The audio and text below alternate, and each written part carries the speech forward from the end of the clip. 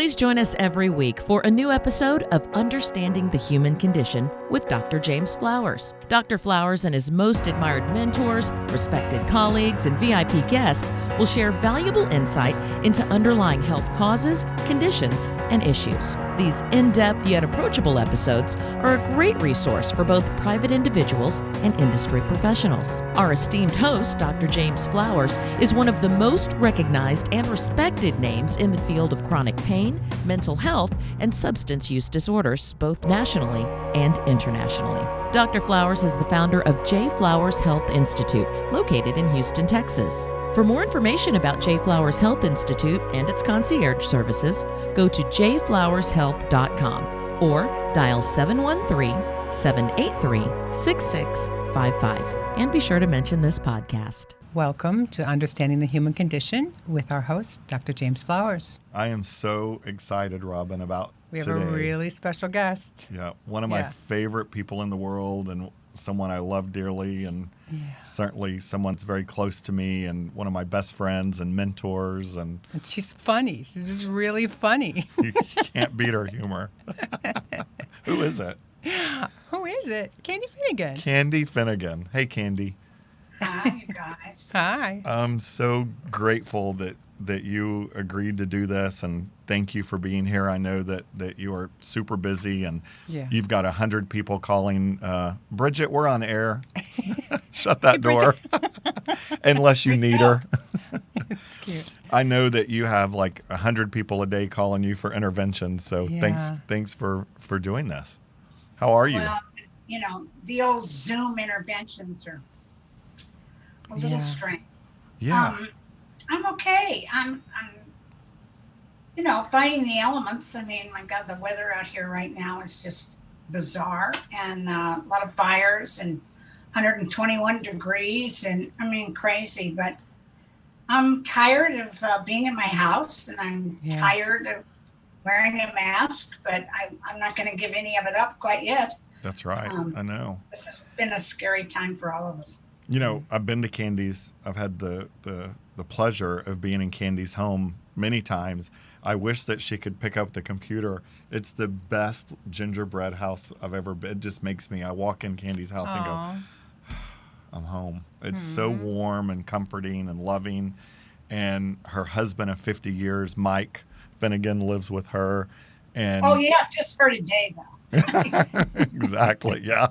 And it is just so comfortable, and that house is just full of love. And every time you go to Candy's house, there is sitting out some treat, something that either she's cooked or something that she's picked up, but you don't go to her house and not have some little snack or something sitting out. And has the most amazing kitchen. Yeah. Don't ask for dinner, just ask for snacks. I know. Well, we should probably read her bio. Probably start with a little bit of bio, we right? already went off track. Why don't you read her bio?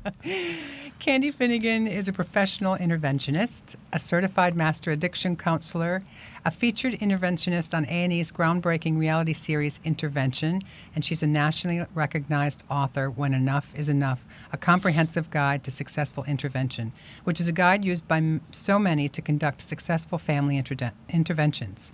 Candy is also very involved in the creation of the Musicians Assistance Program, which is now part of Music Cares, which grants financial assistance for drug and alcohol treatment of musicians and those involved in this industry. So I was curious how the two of you, how did your journey start together? How did you meet? When did all this begin? Good question, Candy. How did we meet? I remember. We met on a Tuesday morning in 1997. On a rainy day. That's the truth. Yeah? Yeah. And in Arizona. Yep. I was bringing a client to a treatment center, and he headed the evaluation program, not as extensive as the Institute, Flowers Institute, but it was a conceptual idea. And I did an intervention and took a client there. And after 4 days of his extensive evaluation, he called me and he goes, "Boy, are they going to be pissed." I said, "Why?" He says, "'Cause she doesn't need treatment. This is not her problem." Yeah. So I think that it was so cutting edge at that time is that this particular treatment center had about 14 tracks. You could be anxiety, depression, trauma, Holocaust survivor, I mean, you name it. And so it didn't do them well because James found so many other things that kind of came before. Maybe their drinking and drug use was not that, it was really much more medicine. And we sat down and started talking about pain management, and we were off and running. Because I met several people that were experts, but I never, ever met anybody who understood it.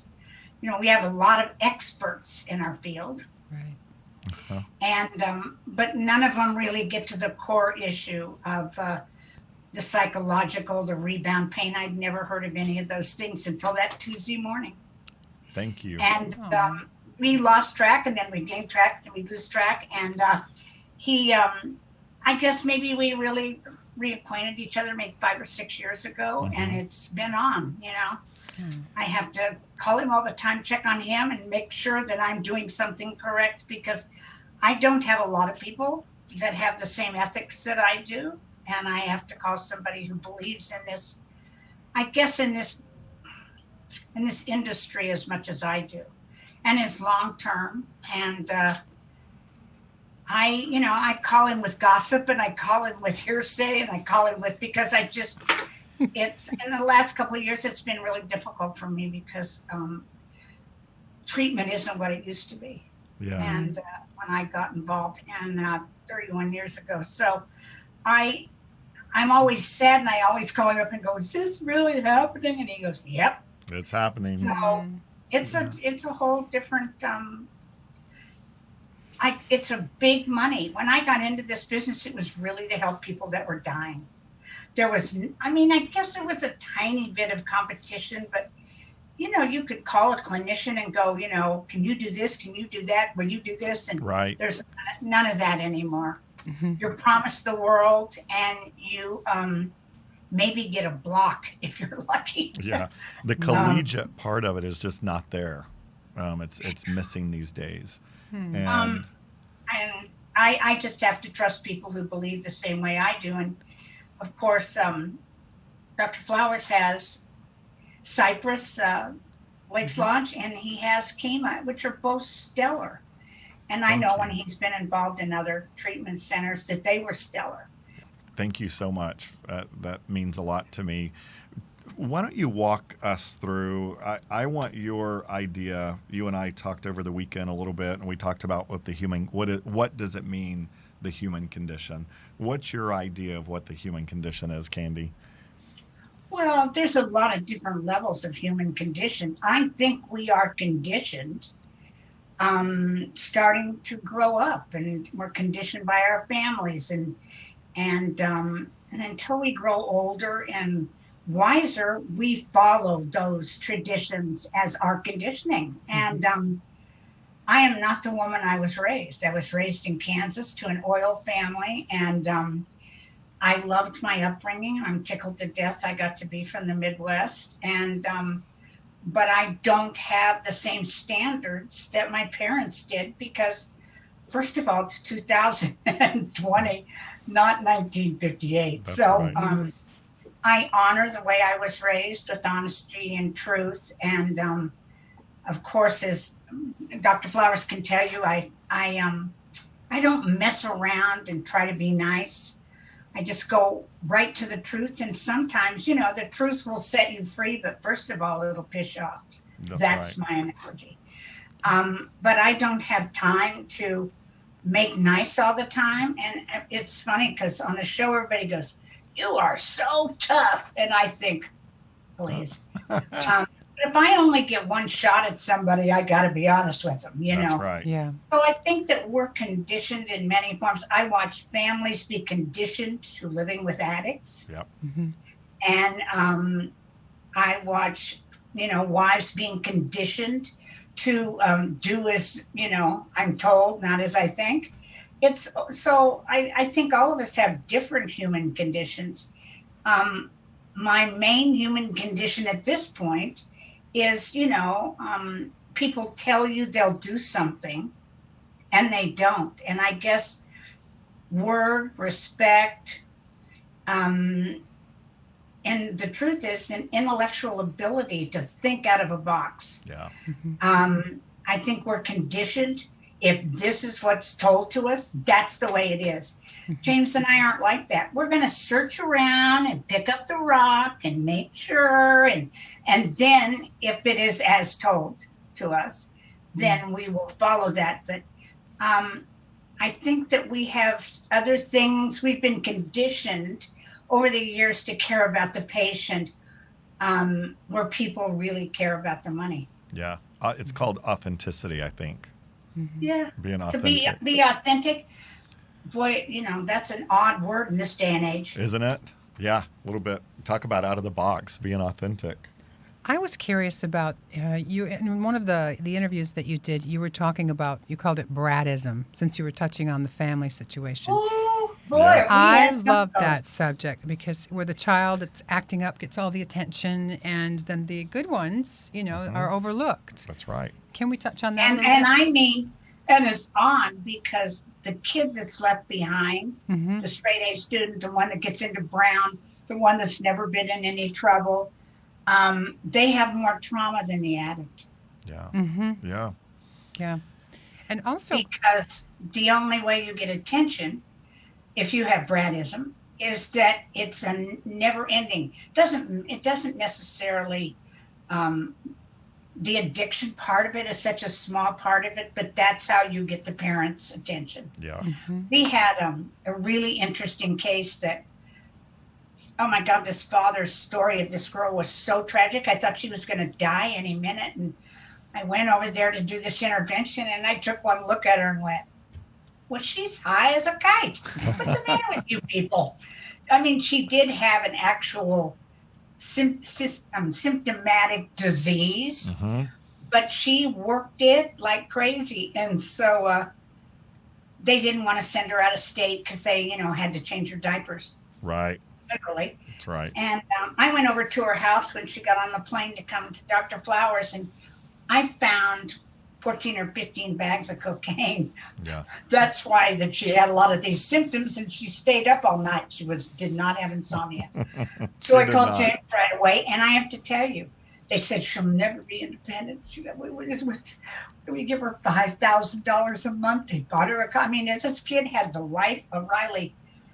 And she now works on her own, has her own apartment. That's right. Is an outstanding citizen because I got her away from the addiction, which was her parents. Mm-hmm. And they were so addicted to her. And I know they came down for family, and they called me and said, so what if we don't think she's doing as well as you all do? And I said, call me afterwards. And he was sobbing when he called. He said, I lost my little girl and she's now a woman. And I said, welcome to real life. That's right. Yeah. That was a really fun case to work on with Candy. I got involved early on, pre-intervention, when she was working with the family. And of course, Candy did the intervention and found, I think Candy called me and she said, well, I found 15 bags of cocaine and 15 bottles of this and 3 bottles of that. And, no wonder she's not sleeping at night, and Adderall and Vyvanse and everything else under the sun.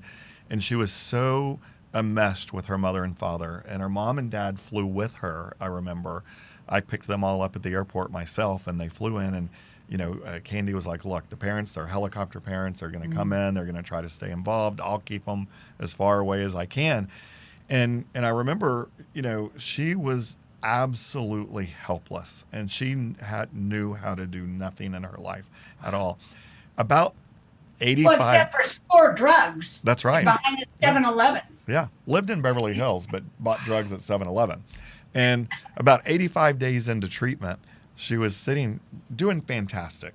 And her mom said, we'd like to have her on a budget. We really, help her establish this budget. And we said, we're working with her, and that's absolutely part of it before she discharges and what have you. And her primary therapist eventually sat down with her, and she said, so it's Friday afternoon, and what I want you to do over the weekend is think about your budget. What do you expect your mom and dad, and what do you think that you need to budget to live your life on a monthly basis. And let's talk about it on Monday morning. So she was so excited to go do her budget, and she came hopping in on Monday morning, and she said, I have my budget and I'm ready. And the therapist sat there, and, I really wish Candy had been sitting there. And the therapist was sitting there, and she said, I'm so proud of you for putting your budget together. What is it? How much do you think that you need a month to live? And this girl was 21 years old, I believe. And she said, I think I need $50,000 a month to live on. And the therapist said, Sign me up. Do you mean a year? And she said, no, I was thinking $50,000 a month. You think that's reasonable? And she said, let's call your mom and see what she thinks about that.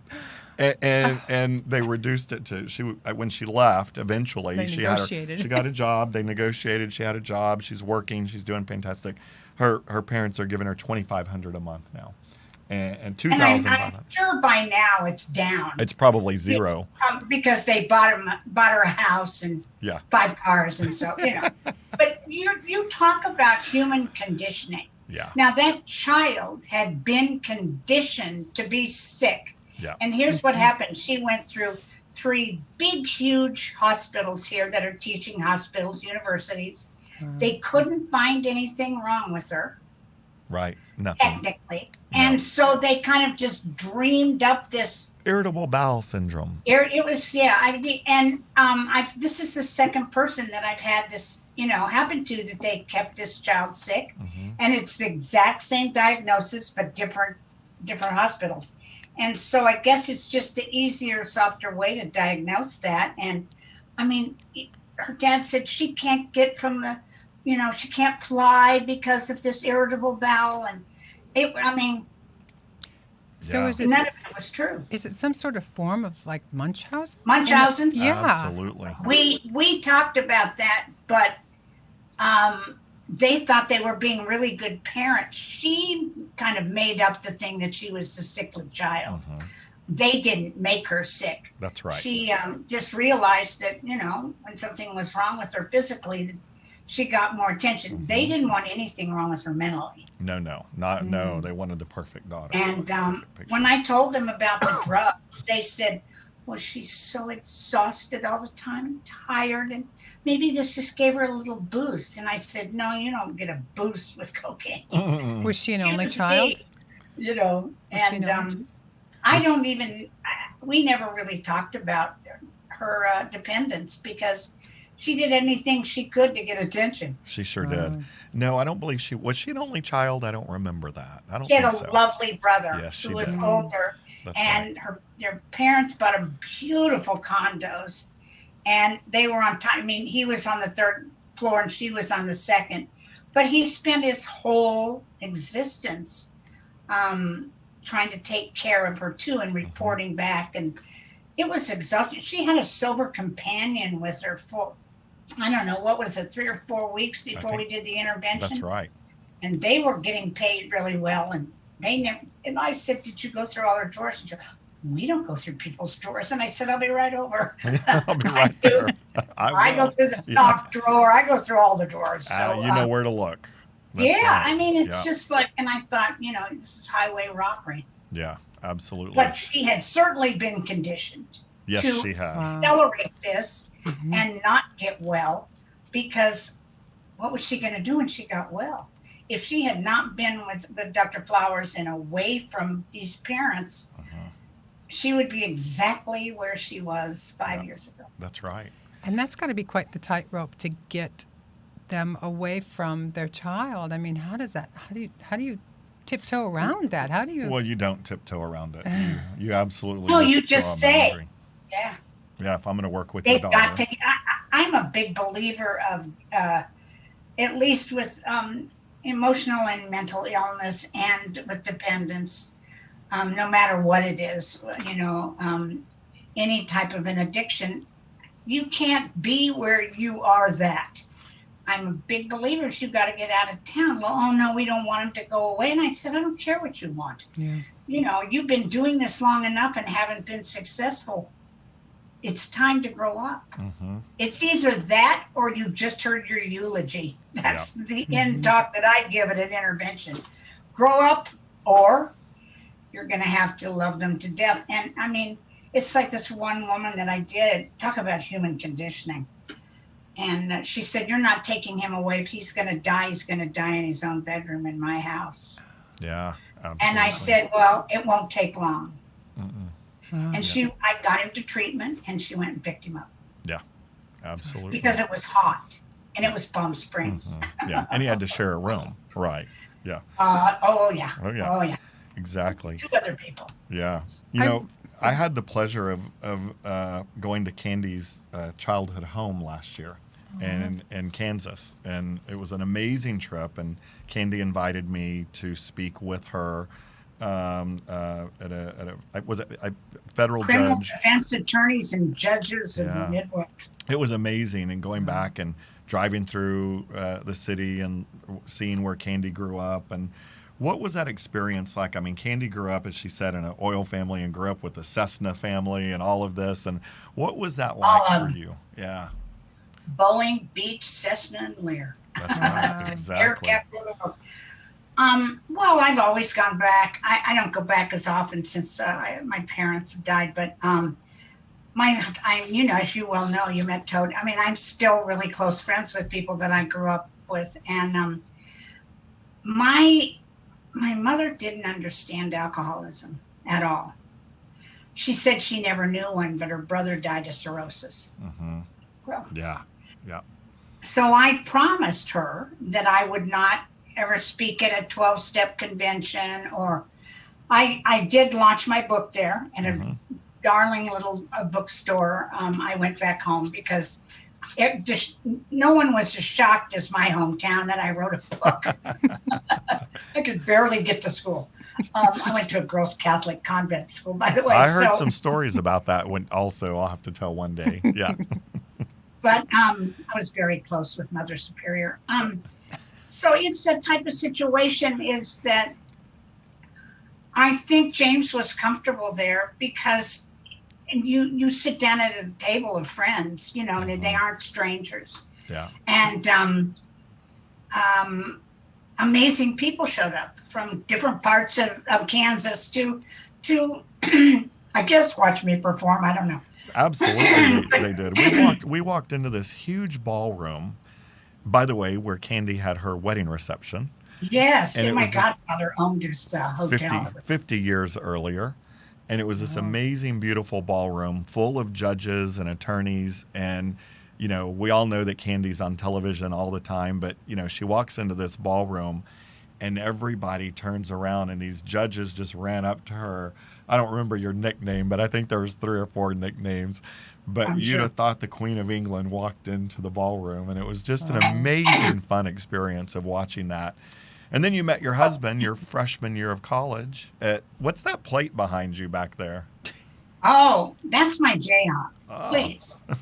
I went there to college and met my husband. How could it go wrong? That's right. And the 2 pictures on either side are pictures that Christopher O'Shea and Felicia sent me of an artist in New Orleans that's a hawker too. So once you're a Jayhawk, you're dead. That's right.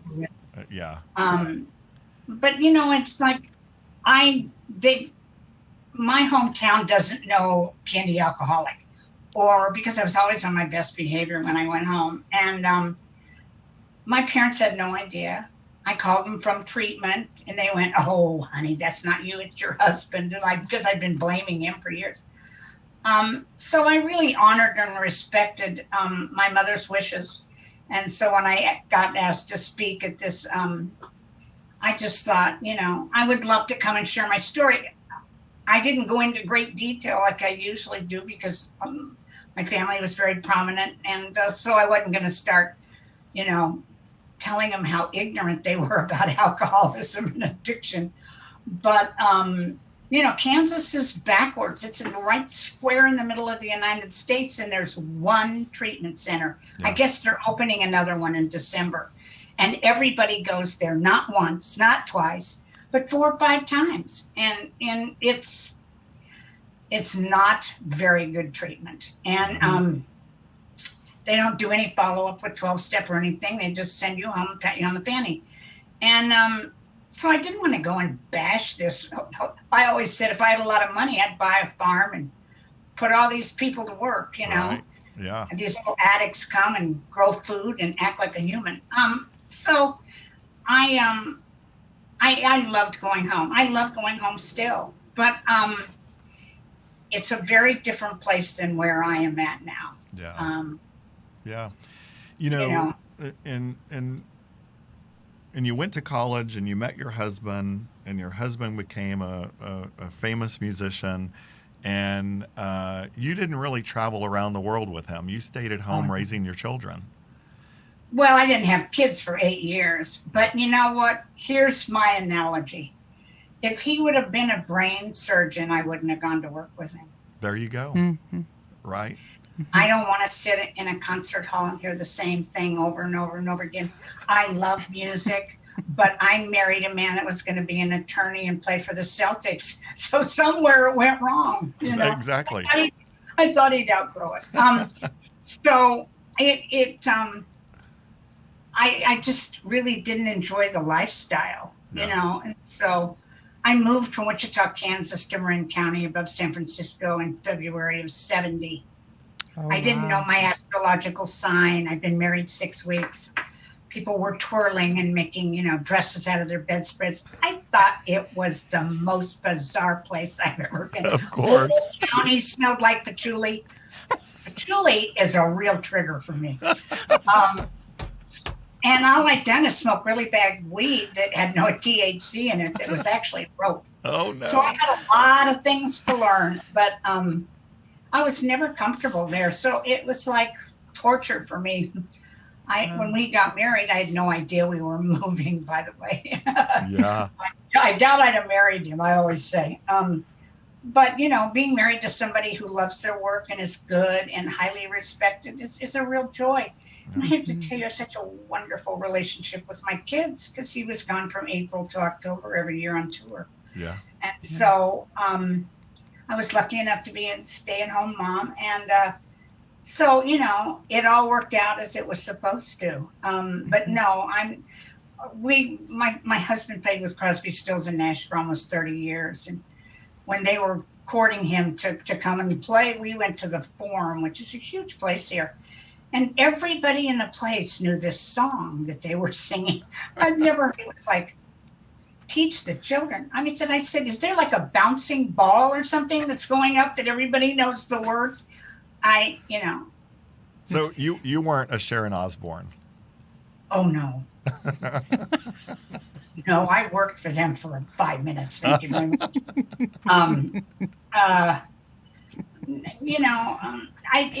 I love the man, not the job. So it became very easy.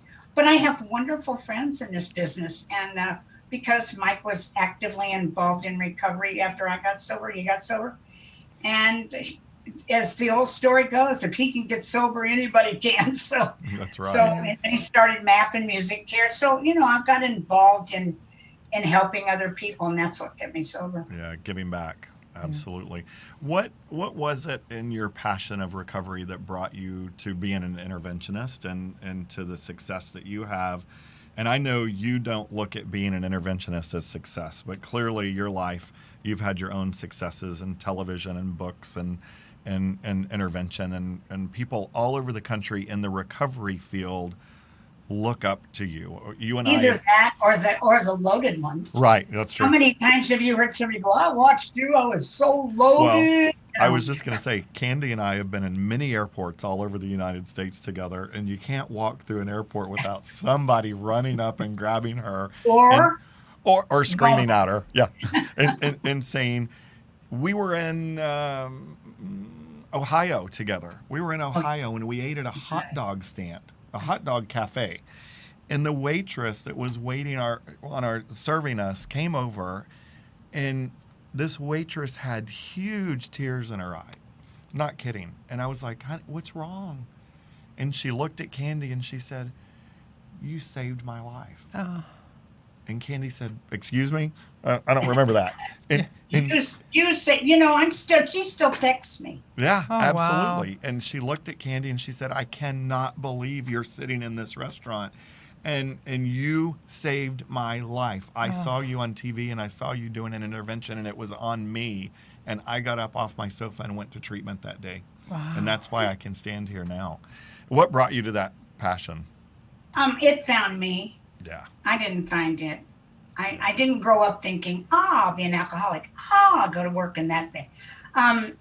It found me, and it found me really through the Musicians Assistance Program. Yeah. Buddy Arnold was the head of this nonprofit, and he just would say to me, get in the car and go get this guy. He's on his feet and he's pooping on his face. And I'd go, I'm not going walking somebody's house by myself. I don't even know him. Right. He'd go, don't do it. I said, and so being able to gradually convince somebody without even an intervention that this was the greatest gift, and it was all being paid for, and it was courtesy of him being a wonderful person and a musician, even though he was non-functioning.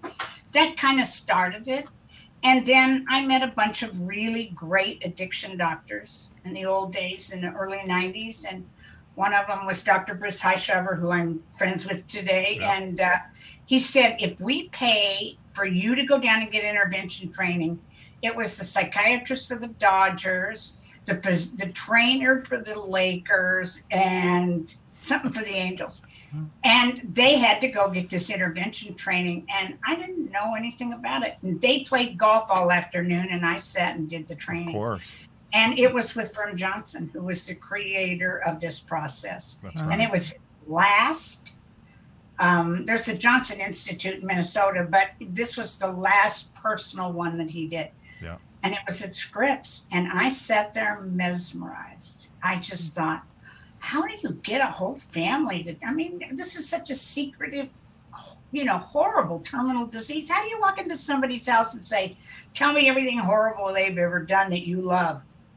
And that's really how it happened. And at the end, you had to be a doctor to go to it, a PhD. And so he kept calling me Dr. Finnigan, which I, of course, didn't answer to.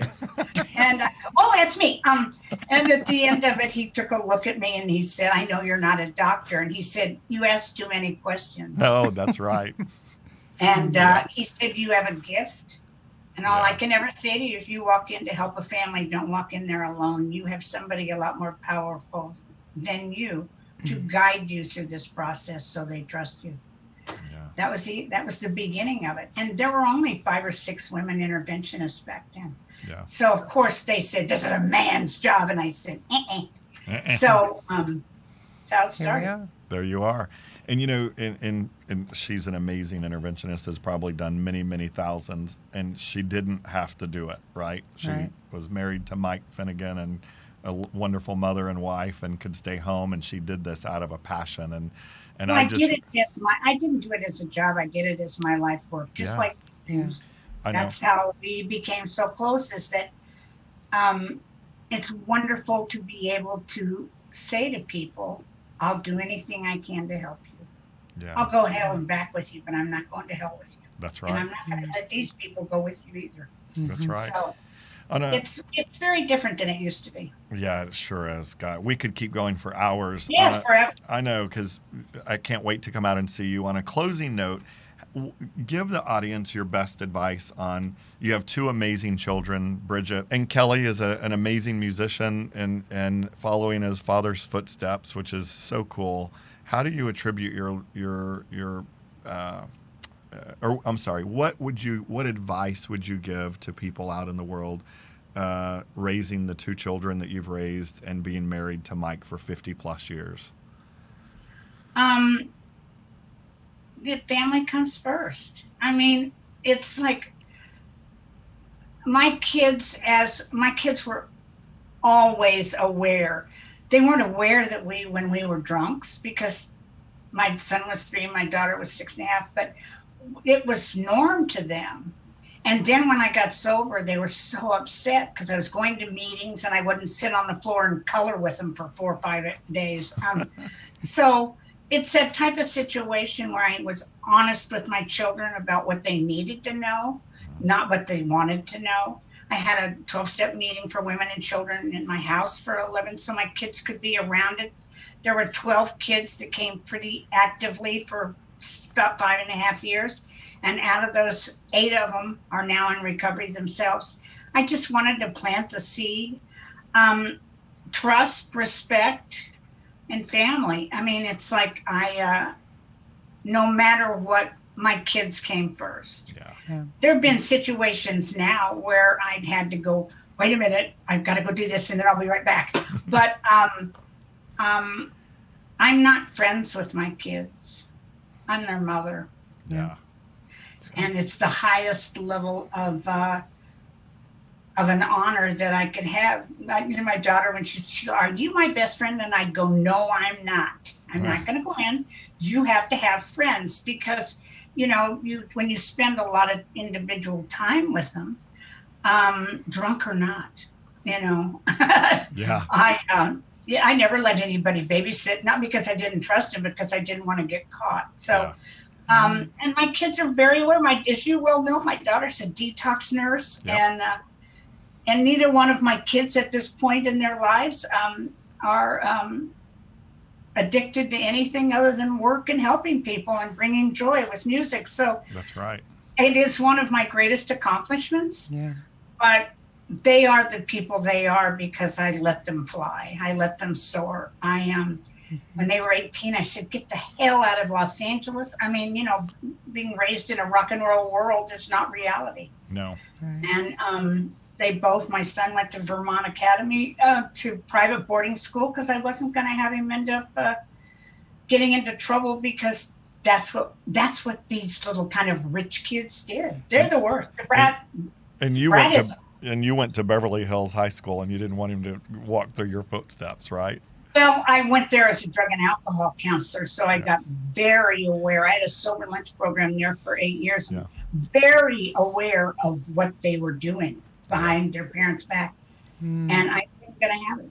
Yeah. Wasn't going to have them have to fall prey to the environment instead of being able to be their own best person. Bridget went to KU, and she went to OA, and of course she thought it was insane. She goes, why aren't these people locking their doors? I mean, they leave their keys in their car. I said, you get used to it. That's right. Exactly. Because Welcome that's home. not what we grew up here. Shut the gate, lock the door, Exactly. The family comes first, as you well know, because you're part of my family. So.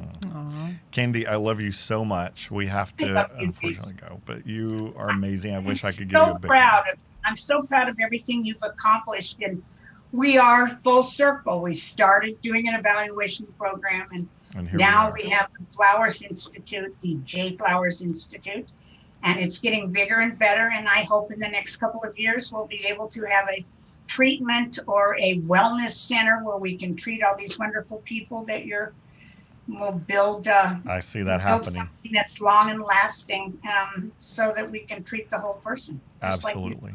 Thank you. Thank you, Candy. Yeah, thank you so much. I love you. And I love you. can Thank reach you, us. Robin. Oh, Candy, You're one great. final question. How do people give us your website? Oh, it's candyfinnigan.com. That was easy. Yeah. It's FINNIGAN. Yeah. And or at Candy at Intervention, Finnigan's Intervention. It kind of sounds like Gilligan's Island. At finnigansintervention.com. Either one of those. My website is candyfinnigan.com. Perfect. And our website is jflowershealth.com. So go to both of those websites and find both of us. And Candy, I'll tell you, will pick up the phone she'll pick up the phone at 2:00 in the morning because she hasn't gone to bed yet. But she'll pick up the phone. Night owl. She's the wife of a rock star. So she'll answer the phone at day and night though. And thank you for your passion. Thanks for your love and friendship to me. And I'll talk to you and hopefully see you in California soon. Thanks, you guys, and good luck with this. This is really important for people to hear because this is how we're communicating now, social media. Mm-hmm. And, there's a million podcasts, but there aren't a million J. Flowers. No. That's right. Oh. Thank you so much. Thank you. Have a great week. Bye. Bye. Love you. Bye.